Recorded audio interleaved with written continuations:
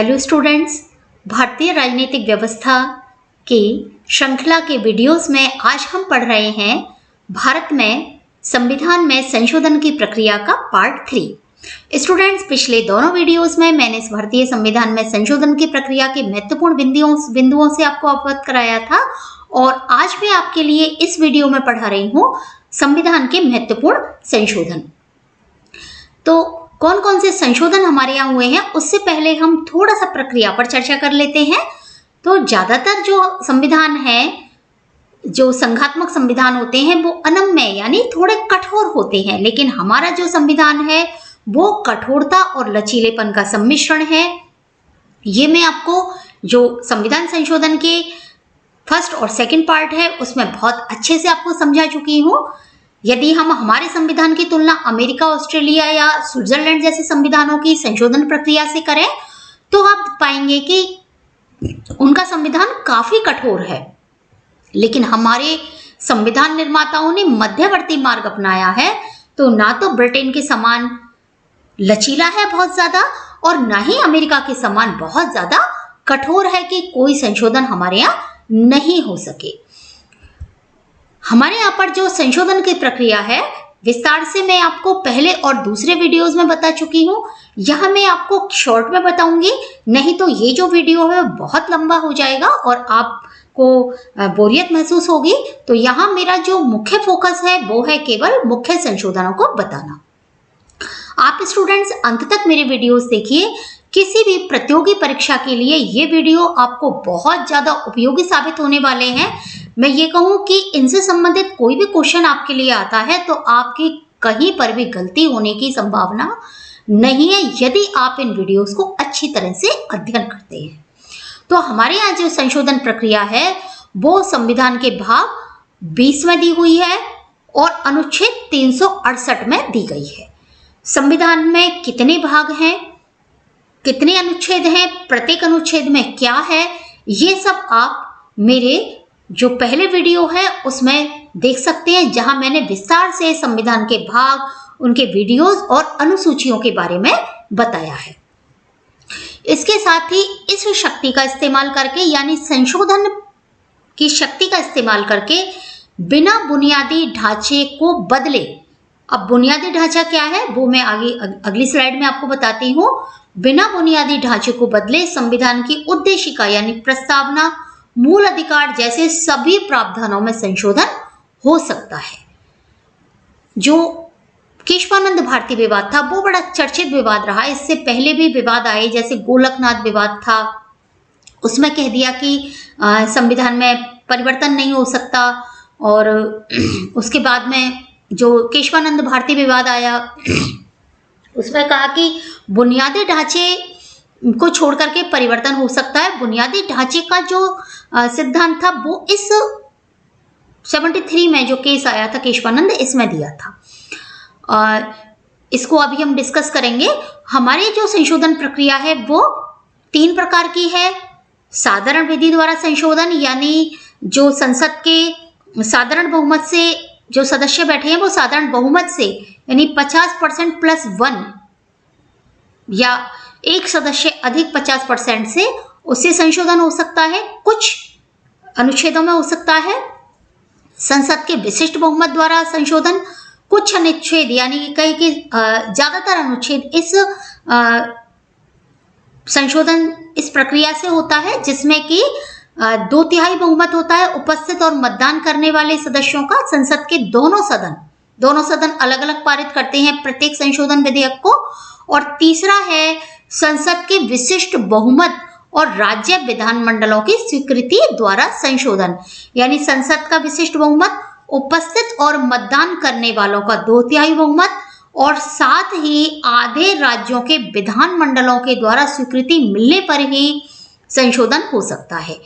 कुछ जो अनुच्छेद हैं संविधान के वो तीसरे प्रकार की प्रक्रिया से संशोधित होते हैं।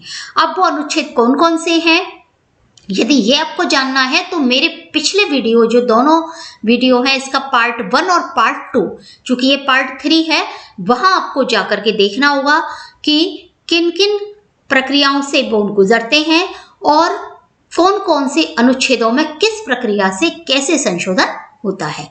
अब हम जानते हैं कि जो संविधान का आधारभूत ढांचा है, बुनियादी ढांचा क्या है। बुनियादी ढांचा यानी कि जिसको बदलने से पूरे संविधान में संशोधन हो जाएगा, यानी उसका जो प्रजातांत्रिक रूप है, जो संघात्मक रूप है, वो ही समाप्त हो जाए, तो वह बुनियादी ढांचा है। तो हमारे यहाँ पर कुछ बातें एकदम स्पष्ट तो नहीं करी हैं, लेकिन कुछ बातें जैसे कि संविधान की सर्वोच्चता, संविधान सर्वोच्च है, ना कि कोई व्यक्ति या कोई ये कहें कि सरकार का पार्ट, व्यवस्थापिका, कार्यपालिका, न्यायपालिका या कोई व्यक्ति, कोई भी सर्वोच्च नहीं है।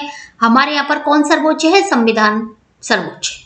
संविधान के इतर, संविधान के विपरीत कुछ नहीं हो सकता। इसके अलावा गणतंत्रात्मक व्यवस्था, हमारा लोकतंत्र, ये हमारा आधारभूत ढांचा है, इसमें परिवर्तन नहीं किया जा सकता। इसके अलावा संविधान का धर्मनिरपेक्ष स्वरूप, किसी भी धर्म को महत्वपूर्ण स्थान अलग से नहीं दिया जा सकता, सब बराबर है संविधान की नजर में। शक्तियों का पृथक्करण, ये भी बहुत महत्वपूर्ण है। केंद्र और राज्यों में शक्तियों का पृथक्करण जो किया गया है, उसमें वैसे थोड़ा बहुत परिवर्तन हो सकता है, जैसे हमारे यहाँ पर जो संघ सूची ये थी, संवर्ती सूची और राज्य सूची के विषयों में परिवर्तन हुआ है, तो ऐसे परिवर्तन हो सकता है। लेकिन 3 सूचियों को हटाया नहीं जा सकता, और जो हमारे संविधान का संघात्मक ढांचा है, संघात्मक स्वरूप है, उसका जो मुख्य जो ढांचा है उसमें परिवर्तन नहीं हो सकता, क्योंकि इनमें परिवर्तन होने से हमारे संविधान का पूरा ही ये कहें कि स्वरूप परिवर्तित हो जाएगा। तो ये हमारे बुनियादी ढांचे की कुछ विशेषताएं हैं जिनमें परिवर्तन संशोधन प्रक्रिया के जरिए नहीं किया जा सकता है। अब हम आते हैं महत्वपूर्ण संशोधन पर, जो कि इस वीडियो की मुख्य बातें हैं।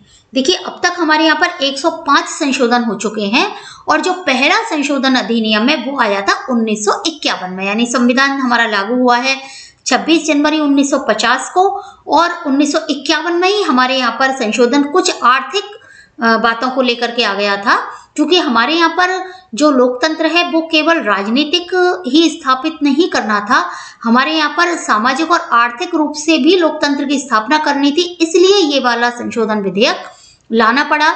और इसमें क्या क्या प्रावधान रखे गए स्टूडेंट्स?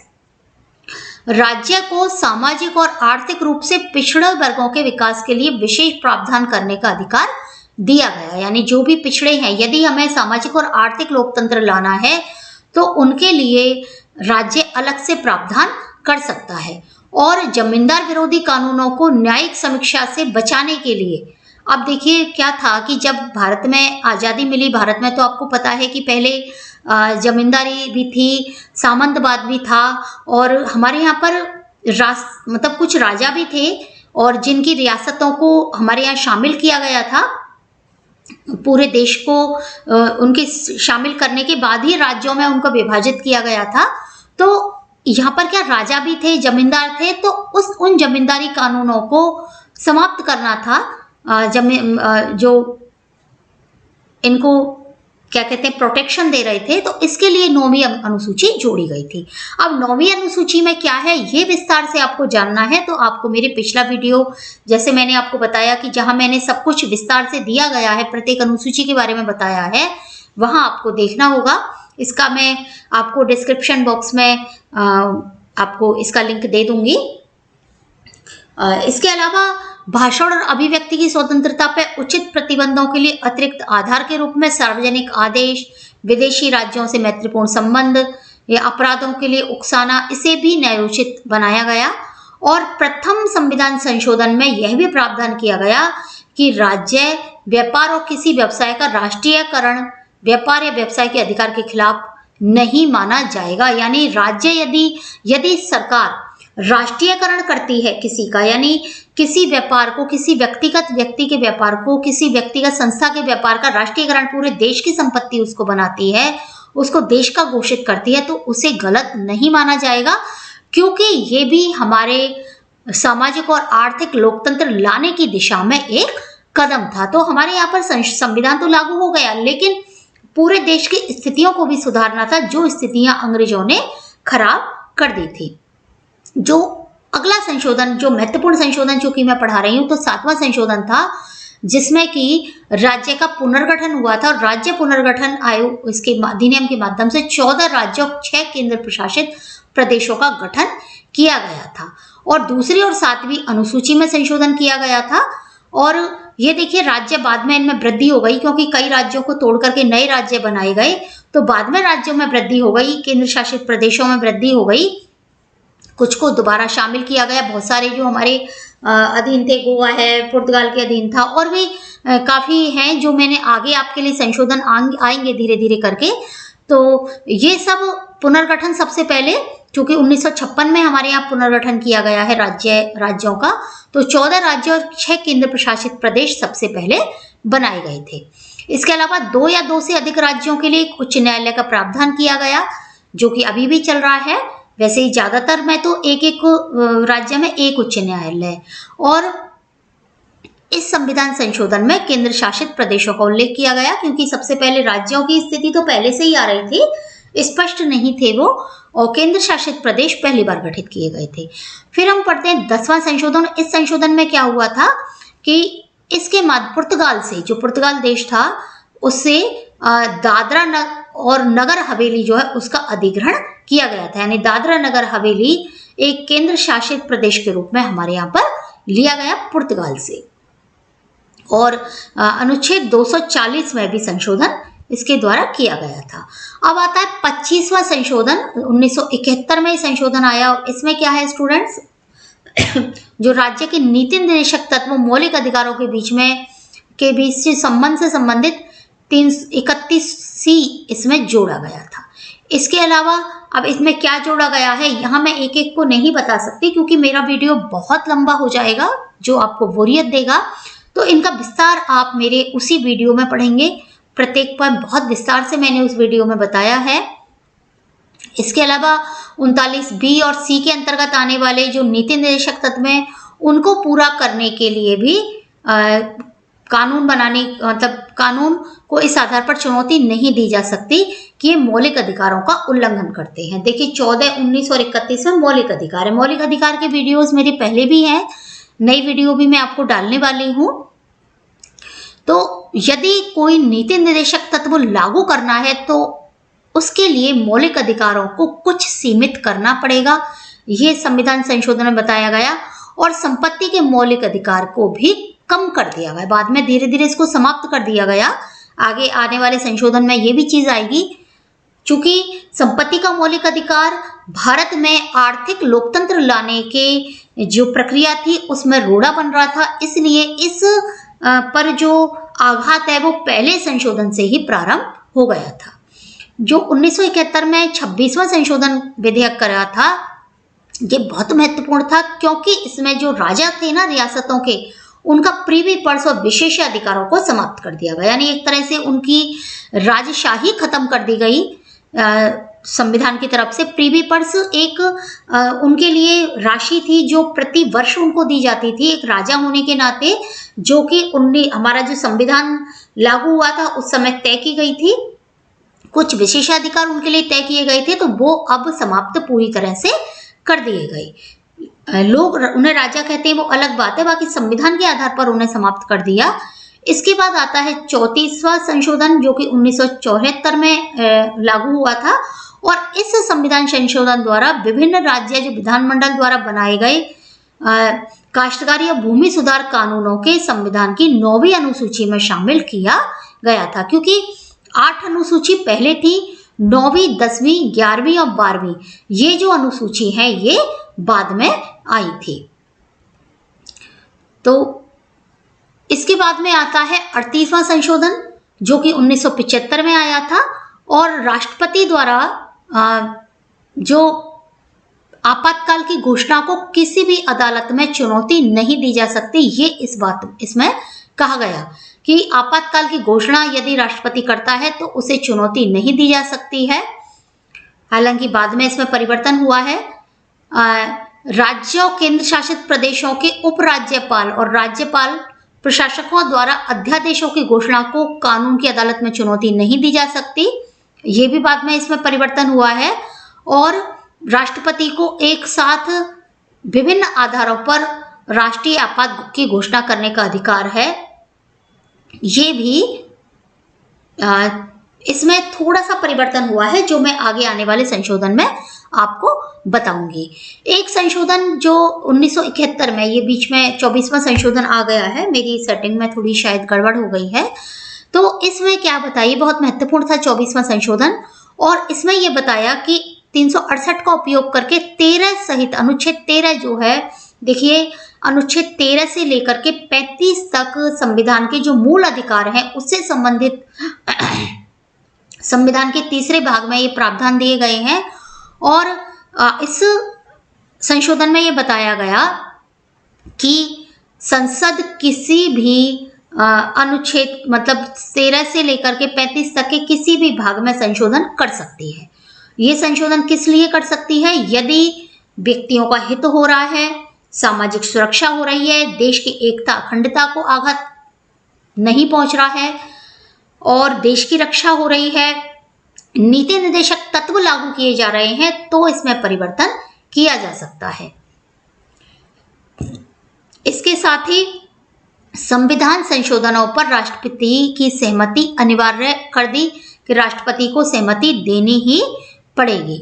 और इसके बाद आता है सबसे महत्वपूर्ण संशोधन, 42वां संशोधन, जो कि 1976 में आया था, जिसको हम लघु संविधान भी कहते हैं। और ये जो संशोधन विधेयक है स्टूडेंट्स, ये कब आया? जबकि हमारे देश में इंदिरा गांधी के कारण इमरजेंसी लागू की गई थी, जो कि बाद में इसको सही नहीं माना गया। और जो मैं अभी कह रही थी कि अनुच्छेद, इससे पहला जो 38वां देखिए संशोधन था, इसमें काफी कुछ बदलाव आएगा, तो वो 42 के अंतर्गत जो अनुच्छेद 42 में जो घोषणा हुई है ना, बहुत सारी इसमें परिवर्तन हुआ है। और ये परिवर्तन जो संविधान संशोधन 44वां हुआ है उसमें परिवर्तन हुआ है। और जो संविधान संशोधन 38 है उसकी भी बहुत सारी बातों में संशोधन किया गया था। तो हम 42वां संशोधन पढ़ते हैं और ये बहुत ज्यादा महत्वपूर्ण है। एग्जाम में इसमें से कई क्वेश्चंस आपके लिए आते हैं। इस संविधान संशोधन द्वारा प्रस्तावना में ये 3 शब्द जोड़े गए, समाजवादी, धर्मनिरपेक्ष और अखंडता। ठीक है, ये आपके एग्जाम में पूछ लिए जाते हैं। इसके अलावा राज्य जो विधानमंडल है और संसद में क्या परिवर्तन किया गया? लोकसभा और राज्य की विधानसभाओं का कार्यकाल 5 वर्ष से बढ़ाकर 6 वर्ष कर दिया, यानी ये परिवर्तन किया। हालांकि इसमें बाद में परिवर्तन हो गया। इसने ट्रेड यूनियन गतिविधि को कम करने वाले की शक्ति वाले प्रावधान जो है उन पर रोक लगाई गई। इसके अलावा जो संवैधानिक संशोधनों पर न्यायिक समीक्षा है उसको प्रतिबंधित कर दिया कि संविधान संशोधन पर कोई न्यायिक समीक्षा नहीं होगी, इस पर भी प्रतिबंध लगा दिया था। इसके अलावा मंत्रिपरिषद की सलाह को इस संशोधन के तहत राष्ट्रपति के लिए बाध्यकारी बनाया गया कि राष्ट्रपति मंत्रिपरिषद की सलाह के अनुसार ही कार्य करेगा, जबकि अभी तक हमारे यहाँ क्या था कि राष्ट्रपति को यदि सलाह अच्छी लगे तो वह मान लेगा, अन्यथा वो नहीं मानेगा। इसके साथ ही एक संशोधन किया गया कि जो 5 विषय हैं, शिक्षा, वन, वजन और माप, वन्य जीव और पक्षियों का संरक्षण और न्याय का प्रशासन, ये जो विषय हैं इनका राज्य सूची से संवर्ती सूची में स्थानांतरित कर दिया, क्योंकि ये जो विषय हैं ये पूरे देश से संबंधित है, इसलिए इनको परिवर्तित कर दिया। और जो विषय की संख्या थी, देखिए जो संवर्ती सूची है उसमें 47 से 52 विषय हो गए और राज्य सूची में 62 से 66 से 61 विषय हो गए। तो ये परिवर्तन इसमें किया गया था। इसके साथ ही राष्ट्रपति मंत्रिपरिषद की सलाह के अनुसार कार्य करेगा, ये अभी आ गया था। और लोकसभा अध्यक्ष और प्रधानमंत्री को कुछ विशेष विवेकाधीन शक्तियां इस संशोधन में दी गई, अलग से मतलब कुछ शक्तियां दी गई। और न्यायपालिका की जो न्यायिक समीक्षा की शक्ति थी वो सीमित कर दी गई, यानी शक्ति देखिए सबकी सीमित हुई है इसमें। ये संशोधन जो है वो थोड़ा सा ये कहें कि अधिनायकवाद की ओर ले जाने वाला था, तो संसद की शक्तियों में भी कमी की गई और न्यायपालिका की शक्तियों में भी कमी की गई। और इस संशोधन ने केवल उच्च न्यायालयों को राज्य विधान की जो वैधता है उस पर ही शासन करने की अनुमति प्रदान करी। यानी केंद्र में किसी भी प्रकार का वो हस्तक्षेप नहीं कर सकते थे। इसके अलावा सर्वोच्च न्यायालय को विशेष अधिकार प्रदान किया गया कि वह इस तथ्य पर विचार कर सकता है कि कोई केंद्रीय कानूनी है या नहीं है, यानी कि जो केंद्रीय कानून है वो संविधान के अनुकूल है या नहीं है कानून के आधार पर। इसके अलावा किसी भी संघ राज्य में कानून और व्यवस्था की किसी भी गंभीर स्थिति से निपटने के लिए संघ के किसी भी सशस्त्र बल को तैनात करने में सक्षम बनाने का प्रावधान किया गया। यानी केंद्र जो है राज्यों में, किन्हीं भी राज्यों में यानी कानून व्यवस्था की स्थिति बिगड़ रही है तो वहां पर अपनी सेना भेज सकता है, किसी भी तरह से वह नियंत्रण कर सकता है। देखिए, इस प्रावधान का बहुत आलोचना हुई थी क्योंकि इस प्रावधान के जरिए जो हमारी संघात्मक व्यवस्था है यानी राज्यों की जो स्वतंत्रता है वो सीमित हो रही है, तो इसकी बड़ी आलोचना की गई थी। हालांकि इसमें थोड़ा बहुत परिवर्तन बाद में हुआ है। इसके अलावा मौलिक अधिकार और नीति निर्देशक तत्व हैं, यहाँ पर भी मौलिक अधिकारों को प्रधानता की बजाय सभी नीति निर्देशक तत्वों को प्रधानता दी गई। जैसे मैंने बताया आपको इससे पहले भी कि जो भाग 3 है उसकी बजाय ये कहा गया कि नीति निर्देशक तत्वों को लागू करना ज्यादा जरूरी है क्योंकि नीति निर्देशक तत्व जनता की भलाई के लिए है। मौलिक कर्तव्य जोड़े गए। पहले हमारे संविधान में, मूल संविधान में मौलिक कर्तव्य नहीं थे।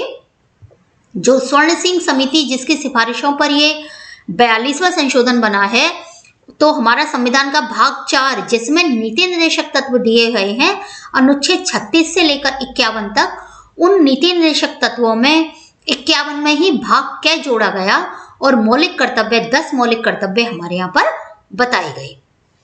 इसके अलावा राष्ट्रपति को देश के किसी भी हिस्से में आपातकाल घोषित करने का अधिकार है, ये भी इस संविधान संशोधन में बताया गया। अब आता है बहुत ही महत्वपूर्ण संशोधन, 44वां संशोधन, जो कि 1978 में हुआ था। इस समय आपातकाल समाप्त हो गया था, तो इस संशोधन में कुछ नई बातें बताई गई और जो 42वां संशोधन है उसकी कुछ बातों को दोबारा से परिवर्तित करके पहले जैसा कर दिया गया। तो इस संशोधन में क्या हुआ, एक तो जैसे मैंने बताया कि जो कार्यकाल बढ़ाया गया था लोकसभा राज्यसभा का, विधानसभाओं का, वो कार्यकाल 6 वर्ष किया गया, वो दोबारा 5 साल कर दिया। इसके साथ ही राष्ट्रपति मंत्रिपरिषद की सलाह को पुनर्विचार के लिए वापस भेज सकता है। पहले उसे बाध्य किया गया था, लेकिन अब वो एक बार पुनर्विचार के लिए भेज सकता था। इसके अलावा आंतरिक अशांति के स्थान पर सशस्त्र विद्रोह के में ही आपातकाल लगाया जा सकता है। क्योंकि इंदिरा गांधी ने 1975 का जो आपातकाल लगाया था उस पर उसको चुनौती दी गई थी कि वह आंतरिक अशांति के कारण लगाया गया, जिसमें पूरे देश को परेशान करना गलत था। तो अब इस संविधान संशोधन में परिवर्तन किया गया कि सशस्त्र विद्रोह के आधार पर ही आपातकाल लगाया जा सकता है। इसके साथ ही राष्ट्रीय आपातकाल की अवधि एक बार में 6 माह से अधिक नहीं बढ़ाई जानी चाहिए और मंत्रिपरिषद की लिखित सिफारिश पर ही राष्ट्रपति आपातकाल लगा सकता है। यानी कि केवल मंत्रिपरिषद ने कह दिया, मौखिक कह दिया, ऐसा नहीं है। लिखित में मंत्रिपरिषद को देना होगा, कारण बताने होंगे, उसके बाद ही आपातकाल लगाया जा सकता है। इसके अलावा संपत्ति का अधिकार जो है वो मौलिक अधिकार के रूप में समाप्त कर दिया, उसे केवल विधिक अधिकार रहने दिया गया। मैंने अभी आपको बताया था कि संपत्ति के अधिकार पर शुरू से ही कुठाराघात पहले संशोधन से ही शुरुआत हो गई थी और उसका कारण था भारत में आर्थिक लोकतंत्र की स्थापना। क्योंकि सबको समान करना था आर्थिक दृष्टि से, ये प्रयास किया गया कि सब समान हो आर्थिक दृष्टि से, इसलिए ऐसा किया गया। और अब संपत्ति का अधिकार पूरी तरह समाप्त करके उसे केवल कानूनी अधिकार रहने दिया गया और भारत के संविधान में जो 7 अधिकार थे मौलिक अधिकार, उनकी बजाय अब 6 रह गए। इसके अलावा राष्ट्रपति, राज्यपाल और लोकसभा का अध्यक्ष जो है उनकी न्याय की, उसकी चुनाव की समीक्षा भी की जा सकती है। ये प्रावधान दोबारा किया गया और राष्ट्रीय आपातकाल के दौरान जो अनुच्छेद 20 है और अनुच्छेद 21 है उसको निलंबित नहीं किया जा सकता। अभी तक ये था कि नीति निर्देशक तत्व भी मुख्य थे, मौलिक अधिकार गौण बना दिए गए, ये तो ठीक है, लेकिन मौलिक अधिकार में जो अनुच्छेद 20 और 21 है इसमें परिवर्तन नहीं हो सकता। 20 में क्या है, अपराधों के लिए दोष सिद्धि के संबंध में संरक्षण, यानी कोई व्यक्ति वाकई में दोषी है या नहीं ये उसको पहले सिद्ध करना होगा। दूसरी चीज, कोई भी व्यक्ति जो है प्राण और दैहिक स्वतंत्रता का उसको संरक्षण मिलेगा। चूंकि व्यक्ति के प्राण ही नहीं है, यदि प्राणों पर ही उसके संकट है तो काय के अधिकार और क्या उसको व्यवस्थाओं की आवश्यकता है। इसलिए प्राण और दैहिक स्वतंत्रता को महत्वपूर्ण अधिकार मानते हुए इसको निलंबित किसी भी स्थिति में नहीं किया जा सकता। अगले जो संशोधन आते हैं, जैसे 52वां संशोधन है, 10वीं अनुसूची इसमें जोड़ी गई और जिसके उल्लंघन के आधार पर अयोग्य घोषित करने का प्रावधान था किसी को। इसके अलावा 53वां संशोधन था, इसमें केंद्र शासित मिजोरम जो राज्य था उसको राज्य का दर्जा दिया गया। केंद्र शासित प्रदेश था वो पहले, उसको राज्य का दर्जा दिया गया। 55वां जो संशोधन था उसमें अरुणाचल प्रदेश को राज्य का दर्जा दिया गया।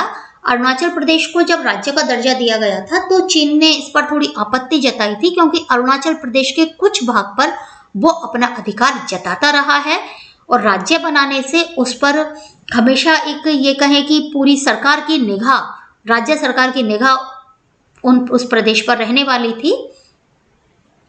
इसके अलावा जो 56वां संशोधन था उसमें गोवा को राज्य बनाया गया, जो कि पहले एक केंद्र शासित प्रदेश था। 61वां संशोधन जो है इसमें मतदान की आयु 21 से घटाकर 18 कर दी गई थी। पहले मतदान हमारे यहाँ 21 वर्ष की आयु में किया जाता था और अब 18 वर्ष कर दिया गया। जो 71वां संशोधन हुआ था इसमें 8वीं अनुसूची में 3 भाषाओं को शामिल किया गया। प्रारंभ में 15 भाषाएं थी, अब भाषाओं की संख्या बढ़ गई है। कोंकणी, मणिपुरी और नेपाली भाषा को 8वीं अनुसूची में शामिल कर दिया गया। इसके अलावा जो 73वां संशोधन और 74वां संशोधन है स्टूडेंट्स, ये भी उतना ही महत्वपूर्ण है जैसे 42वां और 44वां संशोधन था। जो 73वां संशोधन है ये भारतीय संविधान के ग्रामीण क्षेत्रों में पंचायतों की त्रिस्तरीय प्रणाली के गठन और कार्य प्रणाली से संबंधित है। जो हमारे यहाँ पर 9वीं अनुसूची है, भाग 9, मतलब उसमें ये शामिल किया गया इसमें, और गांव में पंचायतों की व्यवस्था की गई, ग्राम पंचायतों की, सरपंचों की। इसके जरिए गांव को भी स्वशासन का अधिकार दिया गया, यानी त्रिस्तरीय व्यवस्था हो गई, केंद्र की, राज्यों की और पंचायतों की। ये ग्रामीण क्षेत्र में हुई। इसी प्रकार से जो 74वां संशोधन विधेयक था ये भी एक साथ ही पारित किया गया था और इसके जरिए शहरी क्षेत्रों में ये व्यवस्था की गई थी, यानी शहरी क्षेत्रों में भी इसी प्रकार से नगर निगम की स्थापना की गई थी। तो ये दोनों जो व्यवस्था ग्रामीण और शहरी क्षेत्र में थी और इसमें महिलाओं और अनुसूचित जनजातियों के लिए भी जो सुरक्षित स्थान है वो आवंटित किए गए थे। और 12वीं अनुसूची जो है इसके लिए बनाई गई थी। एक तो 11वीं बनाई गई जिसमें ग्रामीण क्षेत्रों का था और शहरी क्षेत्रों के लिए 12वीं अनुसूची में ये स्थान दिया गया और संविधान के भाग 9 में इसको शामिल किया गया था। तो इनके जरिए क्या हुआ कि ग्रामीण क्षेत्रों में भी शहरी क्षेत्रों में भी हमारे यहाँ स्थानीय स्वशासन को लागू किया गया। आप जैसे पार्षद को वोट डालते हैं या पंच सरपंचों के चुनाव होते हैं, नगर निगम के चुनाव होते हैं, तो ये सब इस 73वें और 74वें संशोधन के अंतर्गत किए जाते हैं। पहले हमारे यहाँ ये व्यवस्था नहीं थी। एक तरह से इन संशोधनों के जरिए जो पंचायती राज का जो हमारा सपना था, ग्रामीण पंचायती राज का गांधी जी का, वो पूरा किया गया। अब आता है 86वां संशोधन विधेयक जो 2002 में पारित किया गया था और इस संशोधन विधेयक में बुनियादी शिक्षा को एक मौलिक अधिकार के रूप में स्थापित किया गया और ये कहा गया कि राज्य कानून द्वारा निर्धारित तरीके से 6 से 14 वर्ष के सभी बच्चों के लिए मुफ्त और अनिवार्य शिक्षा प्रदान करेगा और सरकार राज्य कानून द्वारा निर्धारित तरीके से इन बच्चों के लिए शुल्क आधारित अनिवार्य शिक्षा, यानी यदि शुल्क निर्धारित करना हुआ तो कुछ न्यूनतम शुल्क इनके लिए निर्धारित किया जा सकता है। तो अनिवार्य शिक्षा के लिए ये प्रावधान, ये जो विधेयक है वो बहुत ज्यादा महत्वपूर्ण साबित हुआ। आगे चल के जो 91वां संशोधन है 2003 में पारित किया गया, इसमें भी बहुत महत्वपूर्ण बात कही गई कि मंत्रिमंडल में प्रधानमंत्री सहित मंत्रियों की कुल संख्या लोकसभा के कुल सदस्यों के 15% से अधिक नहीं होगी। क्या होता था, देखिए कि जो सत्ता पक्ष है वो संतुष्टिकरण के लिए बहुत सारे व्यक्तियों को मंत्री बना देता था। कई बार ऐसा हो जाता था कि 25% मंत्री बन गए, 30% मंत्री बन गए संसद के सदस्यों के, लेकिन अब एक ये कहें सीमा लगा दी गई 15% की। 15% से अधिक सदस्य मंत्री नहीं बनेंगे, लेकिन यदि कहीं पर छोटा राज्य है तो मुख्यमंत्री सहित मंत्रियों की न्यूनतम संख्या 12 तो होनी ही चाहिए। मान लो कोई बहुत छोटा मंत्रिमंडल वो है, ये कहीं विधानसभा है, तो वहां पर 12 सदस्य तो कम से कम होने चाहिए। अब आता है 92वां संशोधन विधेयक जो 2003 में आया, और 8वीं अनुसूची में 4 नई भाषा, पहले 3 भाषाओं के बारे में मैंने आपको बताया, 4 फिर नई भाषा जोड़ी गई। इनमें बोडो, डोगरी, मैथिली और संथाली शामिल की गई थी। इसके अलावा आता है 94वां संशोधन विधेयक, और ये अनुच्छेद ये क्या कहता है कि जो बिहार जो देश है, वो बिहार जो राज्य था उसके 2 भाग किए गए, एक छत्तीसगढ़ और दूसरा झारखंड। ये